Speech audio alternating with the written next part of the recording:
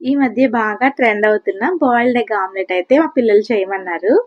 ఇక నేనైతే ఇలాగా ఆమ్లెట్ కోసం 2 గుడ్లయితే ఇలా బ్రేక్ చేసి తీసుకున్నాను. ఇందులో కొంచెం ఉప్పు, కారం అయితే కలిపాను. మరి ఉప్పు, కారం లోపల లేకపోతే అంత బాగోదు కదా అనేసి. ఇంకా ప్యాన్‌లో నేనైతే ఇలాగ గుడ్డు పెట్టేసి పైనుంచి ఆమ్లెట్ అయితే వేసుకొని ఉప్పు, కారం, కొత్తిమీర, ఉల్లిపాయలు, పచ్చిమిరపకాయలు అన్నీ కూడా ఇలాగా పైనైతే వేసేసుకున్నాను. మళ్ళీ ఇంకొకసారి కూడా ఇలా వేశాను. ఇక ఆమ్లెట్‌నైతే ఇంకొక సైడ్‌కు తిప్పుకొని బాగా కాలిపోయాకైతే మళ్ళీ పైనుంచి కొంచెం ఉల్లిపాయలు, పచ్చిమిర్చి, కొత్తిమీర, కొంచెం ఉప్పు, కారం, ధనియాల పౌడర్ కూడా వేశాను. ఇక ఆమ్లెట్ అయితే రెడీ అయిపోయింది. ఇక చూడండి కట్ చేస్తున్నాను. చూడ్డానికైతే భలే ఉంది కదా!